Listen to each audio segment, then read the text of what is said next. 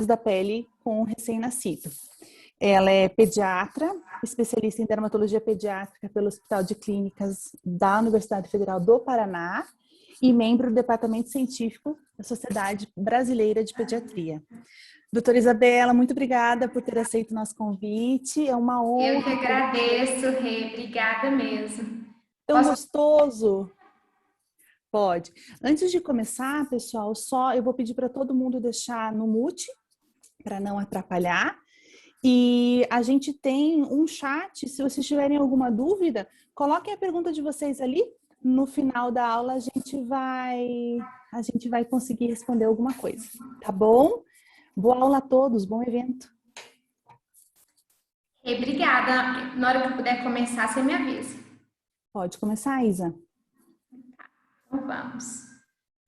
Boa noite, pessoal. Como a Rê já falou, eu sou Isabela. Agradeço muito à Sociedade Paranaense de Pediatria pelo convite. Está sendo um super desafio para mim falar para tanta gente. Espero que possamos relembrar e aprender junto sobre os cuidados com a pele do bebê. Então vamos começar. Eu não tenho nenhum conflito de interesse. E antes de conversarmos especificamente sobre os cuidados com a pele, vamos entender um pouco sobre esse órgão tão importante e sobre suas peculiaridades na criança.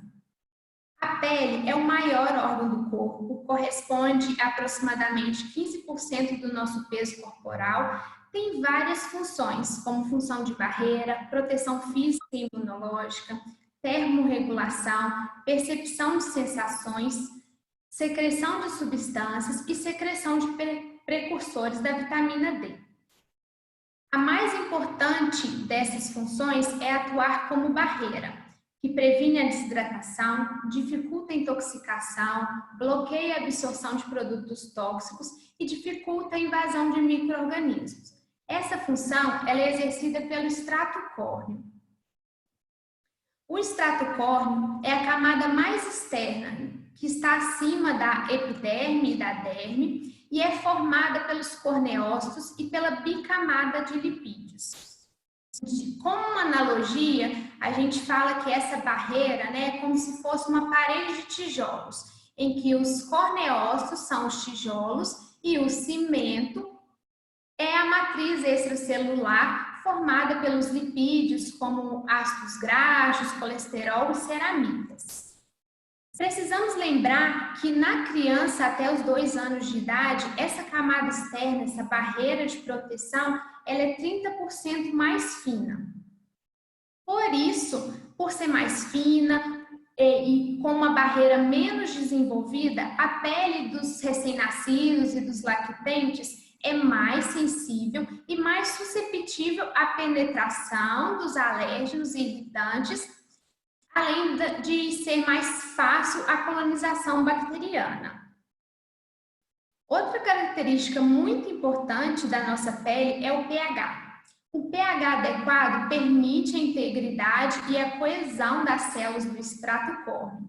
E ao nascimento, esse pH é quase neutro, de aproximadamente 6. E ao longo dos dias, ele vai se acidificando, ficando em torno de 5, que é o nosso pH fisiológico, formando o que a gente chama de manto ácido, que é tão importante para a homeostase dessa barreira cutânea e para a proteção contra as bactérias patogênicas. Então, todos esses cuidados adequados com a pele do bebê devem ser voltados para manter uma integridade dessa barreira cutânea e assim reduzir a incidência de dermatite e de infecções. O primeiro cuidado com a pele do bebê começa lá no nascimento, quando a gente valoriza esse manto ouro que é o vernix caseoso. A gente sabe, que o vernix caseoso é uma substância graxenta, esbranquiçada, que recobre os bebês ao nascimento e é formado no último trimestre de gestação. É composto por 80% de água, 10% de proteína e 10% de lipídios. Ele tem como principal função formar uma capa à prova d'água para permitir a maturação da pele no meio aquoso intrauterino. Além disso, ele tem a capacidade de lubrificar o canal do parto para facilitar a passagem do bebê. Ele contribui para a hidratação da pele, ajuda a controlar a temperatura, tem propriedades antimicrobianas, incluindo lisozima, lactoferrina, ajuda na cicatrização de feridas e ainda facilita a acidificação da pele para formar o nosso manto ácido. Por isso, por todas essas propriedades que são tão benéficas para os nossos bebês, ele não deve ser removido nas primeiras horas de vida, devendo então ser deixado o mais intacto possível. Lógico que se a criança tem risco de transmissão de doenças maternas, o banho precoce vai ser indicado. Falando no banho, o primeiro banho, quando então deve ser dado? Ele deve ser dado apenas quando o recém-nascido já atingiu uma estabilidade térmica. Por quê? Porque o banho precoce ele interrompe a amamentação, ele interrompe o contato pele a pele da criança com o bebê e aumenta o risco de hipotermia e desconforto respiratório. A AMS recomenda que seja feito após 24 horas de vida, mas é aceitável que seja pelo menos após 6 horas após o parto.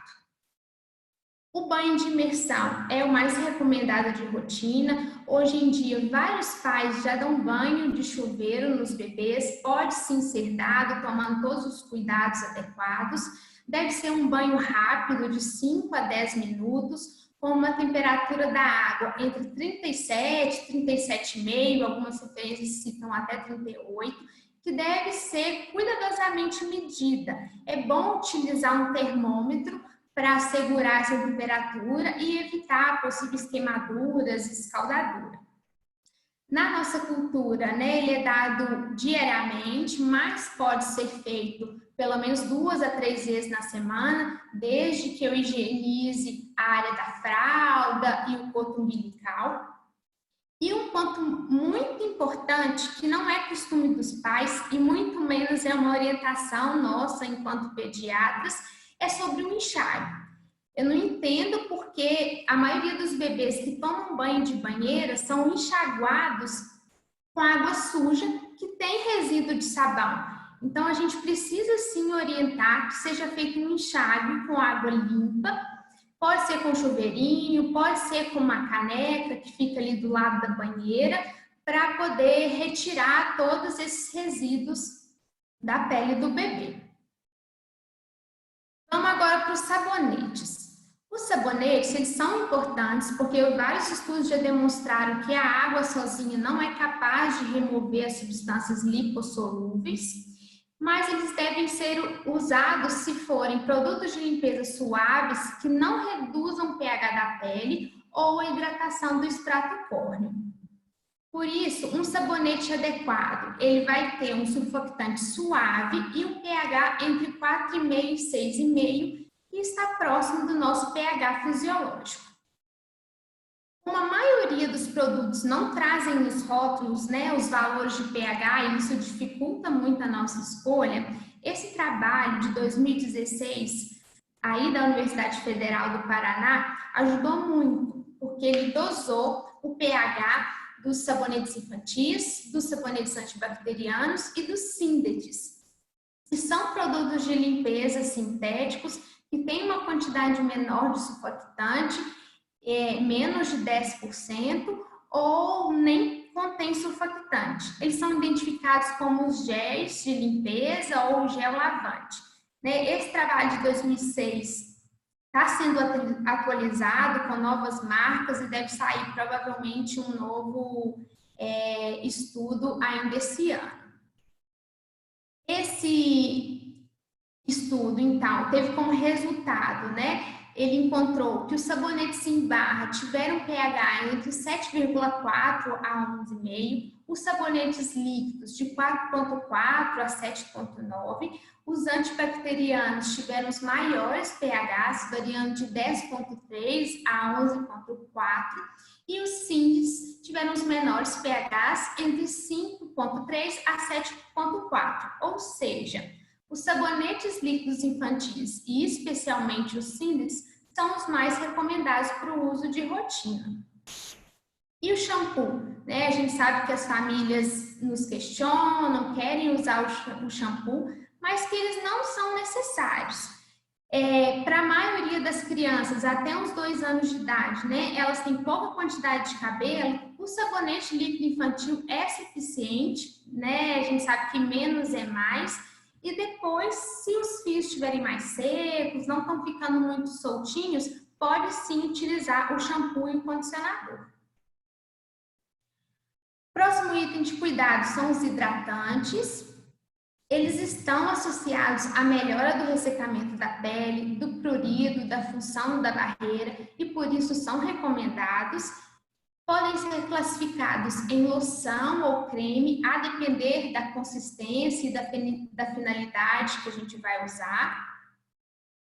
Infelizmente, não existe um hidratante 100% perfeito, mas o produto ideal deve conservar a água na camada córnea, promover a restauração da barreira cutânea, possuir efeito emoliente para preencher os espaços intercelulares. E ainda ter poucos aditivos e ser sem perfume.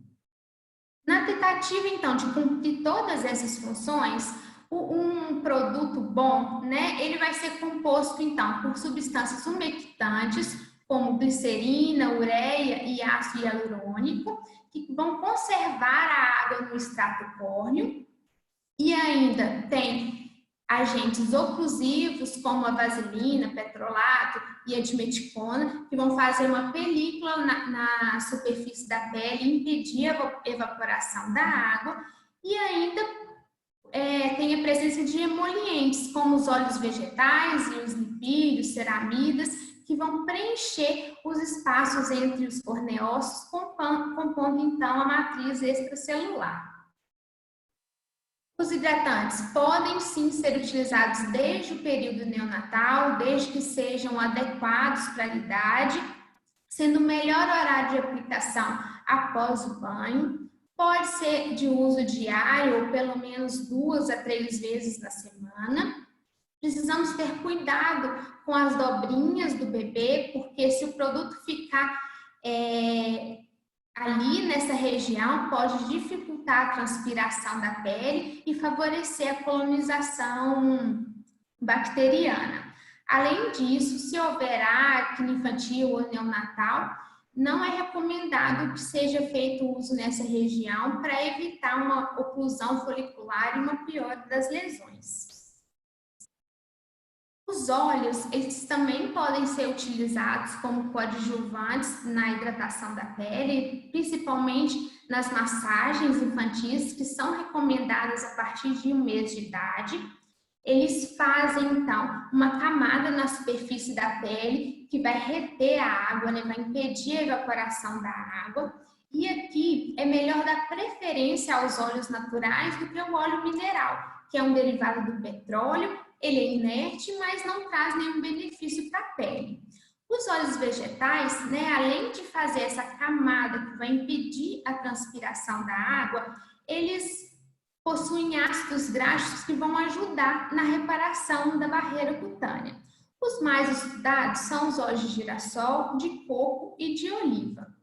E os estudos mostraram que o óleo de girassol e o de coco pode sim ser usado porque eles são capazes de reparar a barreira cutânea. O contrário do óleo de oliva, que não deve ser usado porque mostrou que pode danificar essa barreira e causar irritação na pele. Além disso, a gente sabe que o azeite, né, é um meio de cultura para malacésia. Então, se o bebê tem dermatite seborreica ou pustulose cefálica, o óleo, o azeite, pode piorar essas lesões. Outra coisa que é importante lembrar é que seja utilizado óleos naturais sem aditivos, né? Porque muitas vezes a gente encontra nas farmácias produtos rotulados como óleo de girassol, óleo vegetal, mas que tem vários aditivos que podem ser prejudiciais para a criança. Sobre o coto umbilical, a gente sabe que é muito importante os cuidados adequados, porque o coto desvitalizado ele é um substrato ideal para o crescimento bacteriano e pode resultar em uma onfalite, que é uma infecção bem grave. O risco de infecção ele vai depender, então, do atendimento do parto, se é um parto domiciliar ou um parto hospitalar. A gente sabe que o risco de onfalite é cerca de 6 vezes maior nos partos domiciliares que não utilizam as técnicas estéreis de clampeamento e corte do cordão, 6 vezes maior que os partos hospitalares.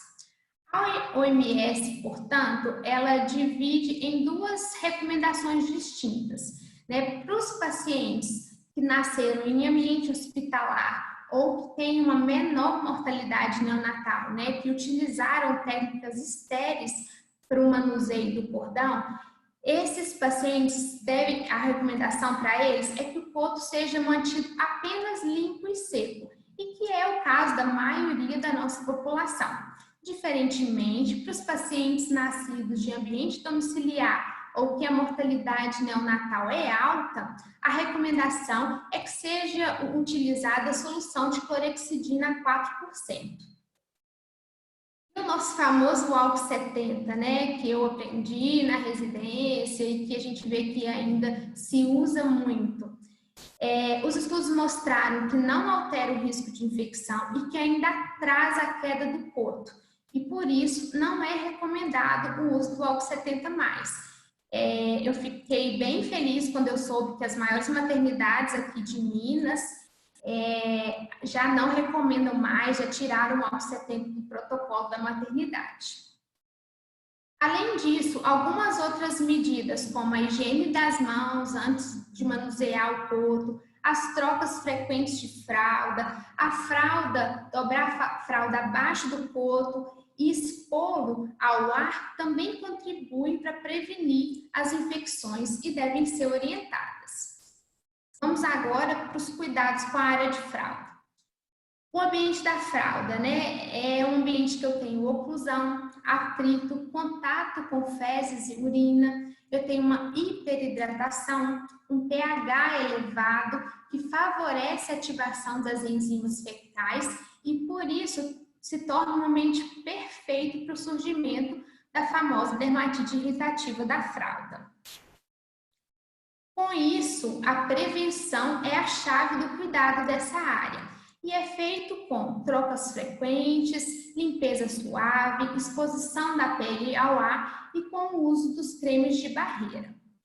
A limpeza com água e algodão normalmente é o suficiente, é o que a gente mais orienta, exceto se tiver fezes, que aí sim pode utilizar um sabonete líquido infantil ou óleo vegetal para ajudar. E os famosos lenços umedecidos, que por ser prático as famílias usam, né, devem ser utilizados?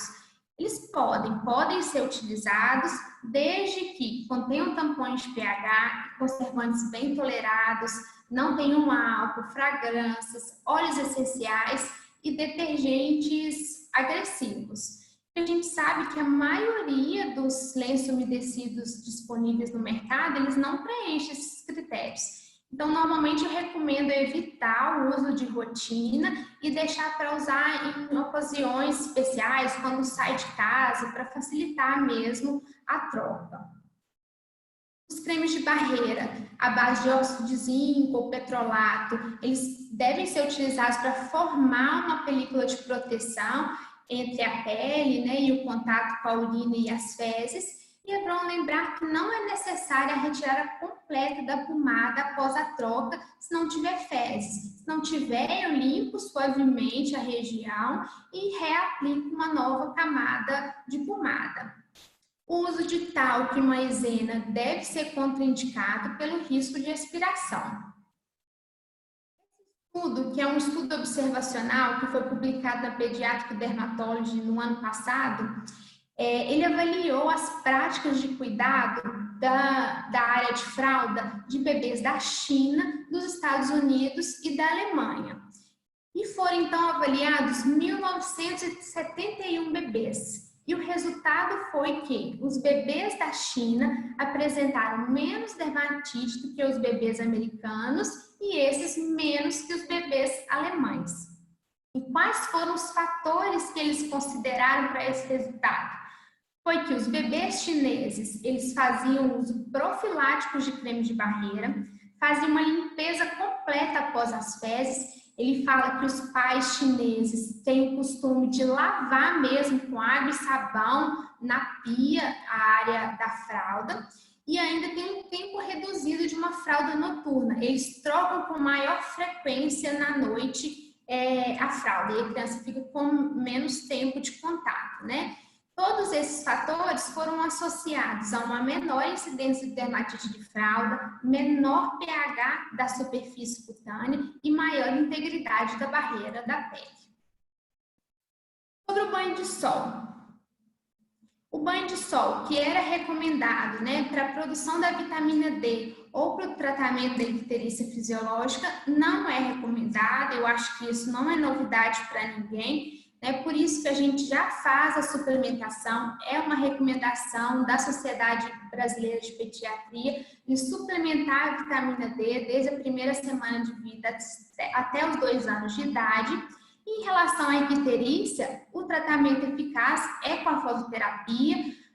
Sabemos que a luz azul é o comprimento de onda capaz de fazer a fotoisomerização da bilirrubina e por isso é o tratamento mais eficaz. E a gente sabe que o sol, além da luz azul, tem vários outros espectros de luzes, inclusive a luz ultravioleta, que é muito prejudicial.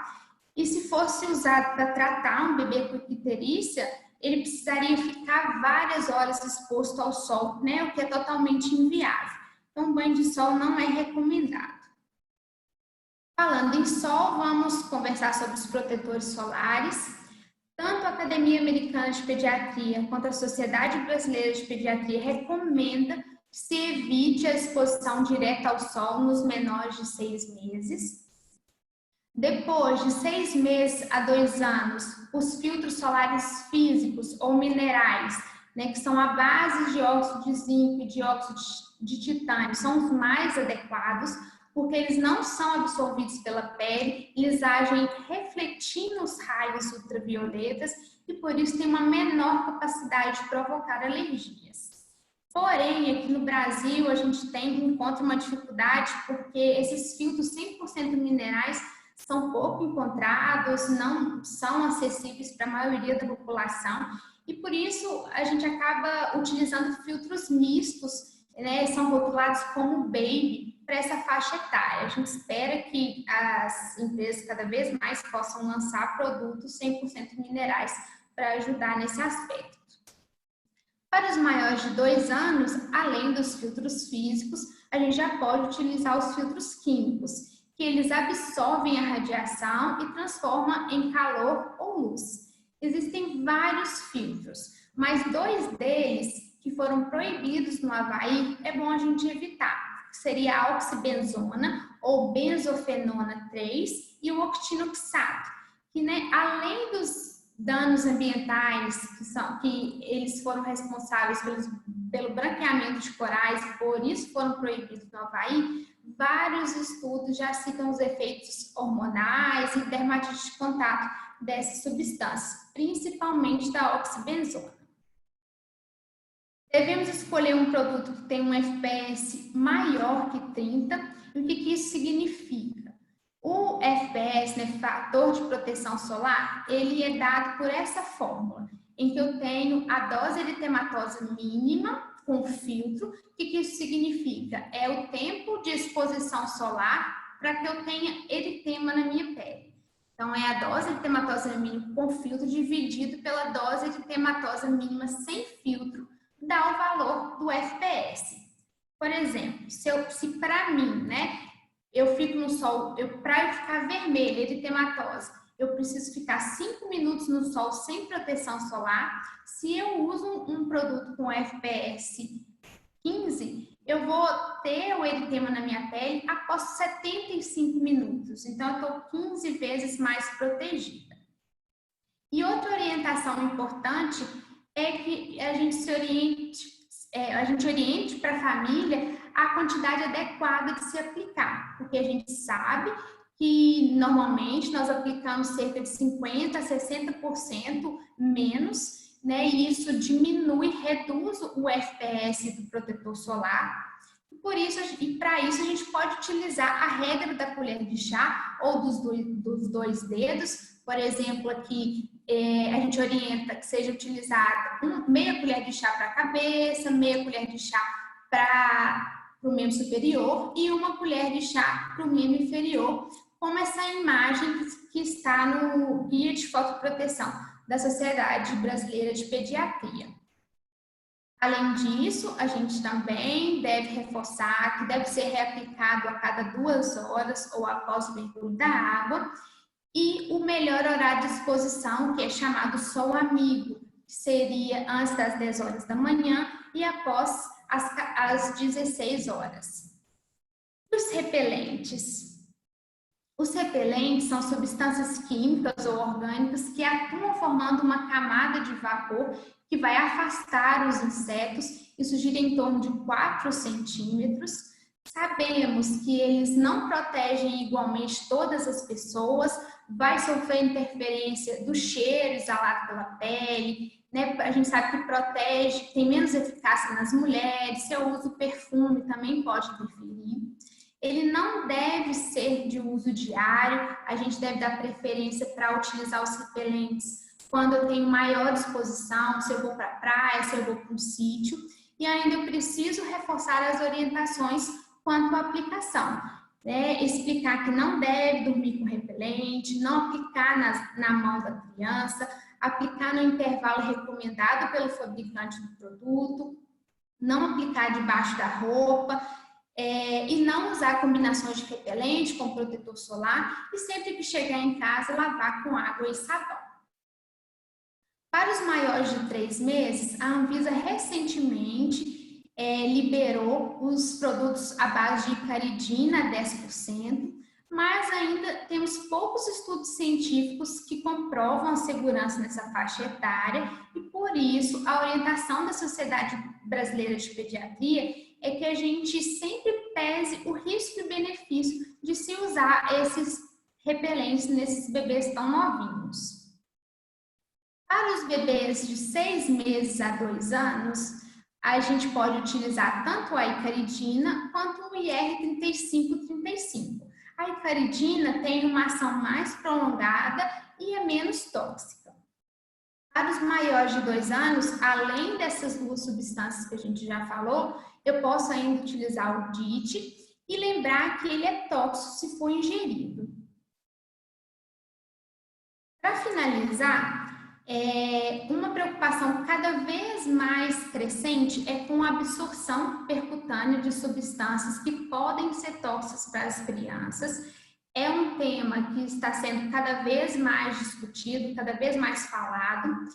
E na última edição do Harper, que é uma das principais referências para a gente da dermatologia pediátrica, ele traz uma discussão muito interessante e eu trouxe exatamente algumas reflexões que os autores colocam para a gente pensar um pouquinho a respeito disso. Então, as crianças se tornaram o principal alvo da indústria de cosméticos. Eu estou participando de um projeto de analisar os rótulos dos cosméticos infantis e fiquei assim surpresa com o tanto da quantidade de produtos mesmo rotulados como produtos infantis que a gente encontra nas farmácias. Além disso, o uso de cosméticos aumentou significativamente nessa faixa etária nos últimos anos. O recém-nascido é então exposto a uma média de 8 produtos de cuidados com a pele, contendo cerca de 48 produtos químicos diferentes. Muitos cosméticos apresentam risco de absorção percutânea, irritação ou sensibilização. E o simples fato de serem anunciados para crianças, de serem anunciados como hipoalergênicos, suaves, não significa significa necessariamente que eles estão livres desses riscos. A imaturidade da barreira epidêmica dos bebês traz um risco ainda mais aumentado de absorção de substâncias tóxicas que são aplicadas à superfície da pele. Além disso, nos bebês, a proporção entre a superfície corporal e o peso é maior e, portanto, eu tenho uma absorção de das substâncias aplicadas à pele por quilo de peso maior do que no adulto. Por todas essas características da pele da criança que pode absorver mais, os ingredientes questionáveis que não são proibidos na Anvisa, né, mas que são suspeitos de ser tóxicos, acabam nos deixando ainda mais preocupados com isso. E aqui vamos listar alguns deles. O primeiro é o lauril sulfato de sódio, que é um surfactante aniônico que é muito agressivo para a barreira cutânea, né? Ele é muito irritante. Alguns estudos de teste, né? Eles utilizam o lauril sulfato para causar irritação na pele e aí sim testar a eficácia de alguns produtos. Ele é descrito ainda por poder solubilizar os lipídios da camada córnea, desnaturar a queratina e elevar o pH da pele, resultando nesse desequilíbrio da barreira cutânea. É muito utilizado nos sabonetes líquidos infantis, nos shampoos, e que a gente deve evitar o uso nas crianças. Outros ingredientes são os parabenos, que são conservantes, facilmente identificados nos rótulos, né? A gente tem metilparabeno, propilparabeno. Do contrário que se pensava, eles não são responsáveis por fazer dermatite de contato alérgica, mas vários estudos apontam como possíveis disruptores endócrinos. O perfume, né? A gente cansa de orientar para se usar produtos sem perfume, por quê? Porque a palavra parfum, ou fragrância que vem no rótulo, ela representa uma mistura que não é revelada pela indústria, ou seja, um segredo da indústria. Mas várias dessas substâncias que possam estar contidas nessas misturas já foram associadas a dermatite de contato, dificuldade respiratória e também a efeitos hormonais. O formaldeído ou formol e os liberadores de formaldeído são conservantes, né? E como exemplo, a gente tem o DMDM-dantoína, o quartênio 15, e o formaldeído é um potente sensibilizador, causa frequente dermatite de contato alérgica e ainda alguns estudos apontam os possíveis efeitos carcinogênicos. A metilisotiolinona é um conservante, normalmente ela vem associada com a metilclorotiazolinona também, e ela veio como uma opção, uma alternativa aos parabenos, mas se tornou um potente alérgeno. Cada vez mais a gente vê o aumento da dermatite de contato alérgica a metiliso. Eu mesmo, recentemente, que nunca tive alergia a nada, fui usar um hidratante de cutícula e fiz dermatite em pálpebra, fui ver o rótulo e tinha metiliso, então provavelmente foi ela.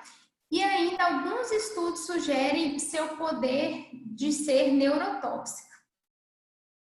Por último, o triclosan, que é um antisséptico e conservante, é utilizado em sabonetes antibacterianos, pastas de dente e também é apontado como um possível disruptor endócrino e deve ser evitado. Para concluir, eu deixo de sugestão de leitura este documento da Sociedade Brasileira de Pediatria, escrito por nós do Departamento de Dermatologia, junto com o Departamento de Neonatologia, que será lançado em breve e que resume basicamente tudo que eu falei na aula hoje e que está bem bacana. Eu deixo meus contatos, se tiverem alguma dúvida, é só me mandar. Eu agradeço muito a atenção de vocês. Obrigada.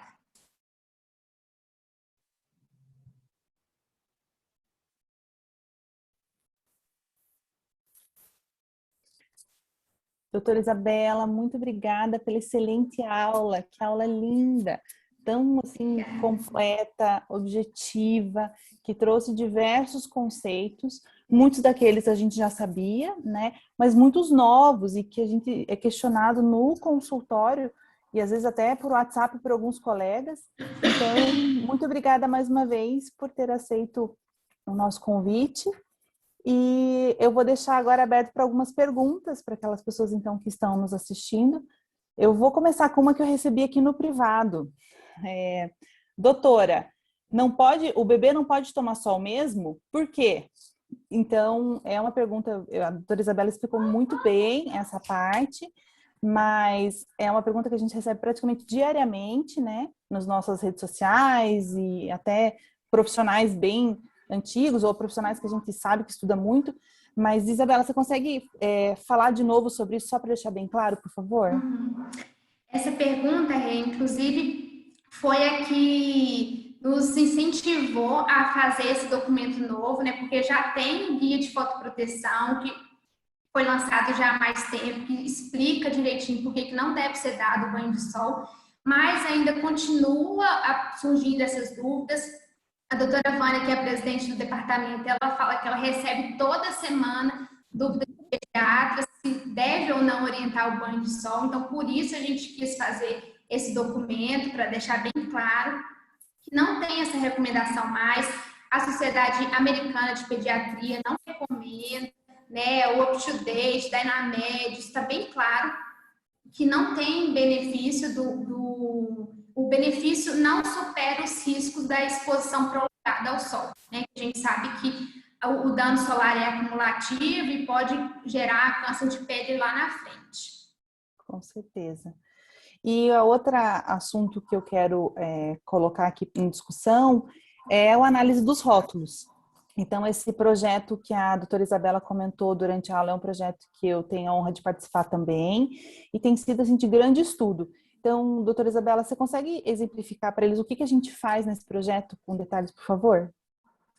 Então, a gente foi nas farmácias aí de Curitiba, nós tiramos fotos dos todos os rótulos de produtos infantis, incluindo sabonete, lenço umedecido, shampoo, condicionador, e nós estamos tabelando todos os ingredientes e isso vai gerar trabalhos para mostrar a porcentagem de ingredientes questionáveis nos cosméticos brasileiros, né? Existem trabalhos de outros países que mostram esses dados e a gente não tem isso aqui. E nos outros países, a incidência de ingredientes questionáveis é bem alta nos produtos e a gente não espera que seja diferente, né? E eu tenho ficado bem assustada com os rótulos. Então vai ser, Sim. se Deus quiser. E aí, esse assunto eu trouxe de novo, porque eu recebi 3 perguntas no direct aqui, justamente porque qual que é o melhor sabonete que eu posso prescrever, né? E aí que a gente sempre fala, não tem como a gente dar uma receita mágica. O que a gente quer é que o profissional, os pais, os responsáveis, eles tenham a consciência e comecem a ler os rótulos e questionar. Porque não é porque está ali na farmácia, que foi passado por estudo, que seja totalmente bom, né, doutora Isa? Exatamente. O melhor, né, seria que tivesse o pH mais fisiológico, é um dado que não vem no rótulo, então por isso dessa importância desse trabalho, que ajudou demais e que agora vai ser autorizado. Além disso, ser um surfactante bem suave, né? E a maioria das vezes a gente vê que o laurosulfato de sódio está ali presente. Isso deve ser um motivo da gente não escolher esses produtos. Tá ótimo. E acho que para finalizar, o último questionamento que chegou aqui no chat por favor, esclarecer por que não mais usar o álcool 70 no coto umbilical? É uma pergunta que a gente vê todo dia, né, Isa? Isso, é exatamente por isso, porque foram feitos os estudos e o álcool não reduziu a taxa de infecção. E o que a OMS coloca, o UpToDate coloca, é que nos países desenvolvidos ou nos locais em que a assistência do parto é feita com material estéril, a taxa de onfalite já é muito baixa. E o uso ou não do álcool não reduziu essa taxa já pequena de infecção. E, além disso, alguns estudos mostraram que ele atrasa a queda do coto, né? Ele pode matar algumas bactérias que são responsáveis por essa mumificação do coto umbilical e aí vai atrasar a queda, não tem benefício. E tem efeito colateral. O álcool é totalmente absorvido, né, pela pele, pode causar intoxicação. Então, por não ter benefício, não é recomendado usar mais. Com certeza. E lembrando sempre que o ideal é que a criança, depois de sair da maternidade, ela deve ser avaliada por um pediatra nos primeiros dias de vida. Isso é essencial para o pediatra ou para o médico da família, né? Reconhecer sinais de alerta, principalmente a onfalite, que é, sim, uma das principais causas de mortalidade infantil. E o que Doutora a Isa. OMS também coloca é que a gente deve diferenciar os cuidados do paciente. Como o Brasil é grande e tem diferentes a questão de infecção e de mortalidade neonatal, o pediatra mesmo ele vai decidir, foi um parto domiciliar, é uma família que vive em situação muito precária, aí sim pode utilizar o antisséptico, né? A gente tem que saber distinguir e fazer a melhor escolha. Excelente colocação, mesmo porque a gente tem pediatras que trabalham em diversas realidades, então conhecer a população que você está atendendo, que você vai prestar essa assistência, saber qual é a necessidade dela é o ideal, com certeza. Doutora Isabela, tem um elogio, e aqui é um elogio meu também. Então, aqui no chat, os posts sobre os rótulos disponibilizados no seu Instagram têm ajudado muito na hora de escolher os produtos. Que Então, bom, realmente, fico feliz. Essa é a quem intenção acompanha mesmo. Quem acompanha a doutora Isabela no Instagram, ela geralmente posta alguns stories, alguns posts no feed, justamente instigando você a ler os rótulos, a questionar o que você está vendo, para ler mais. Então, o elogio foi muito bom, muito bem Que posto aí. bom. Eu agradeço muito vocês, a Marjorie, que tem sempre incentivado a gente a poder abrir a mente para a leitura desses rótulos, que é tão importante, né? Então, tá bom. Se alguém tiver mais alguma dúvida, a doutora Isabela deixou o e-mail dela. Qualquer coisa, se vocês quiserem, também pode direcionar os questionamentos para o e-mail da Sociedade Paranense de Pediatria. Ela, eu e qualquer outro profissional do departamento vai ficar honrado em responder. E finalizando com mais 2 elogios, Isa. Excelente aula, doutora Isabela, agradeço. E aula muito boa, completa e didática. Obrigada pelo conhecimento compartilhado.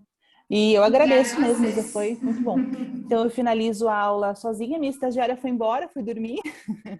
Minha estagiária não vai passar com estrelinha no estágio, a Júlia. Mas, brincadeiras à parte, muito obrigada pela participação de todos vocês. E fiquem ligados no site da sociedade e nas redes sociais para saber os próximos eventos. Obrigada. Isabela, quer falar mais alguma coisa para finalizar? Agradecer mesmo o convite, agradecer a participação de todo mundo. Foi um desafio para mim, aprendi muito com isso também. E estou à disposição, se alguém tiver dúvida, pode me mandar mensagem para a gente discutir. Obrigada mesmo, Rê. Isa, foi um prazer, que saudade de você aí de longe, Muita, pelo muita menos a gente consegue saudade. se ver. Bom trabalho aí, tudo de bom, tá bom? Tchau, gente, Obrigada. boa noite, excelentes Tchau. estudos. Tchau, Tchau, obrigada. até a próxima. Até.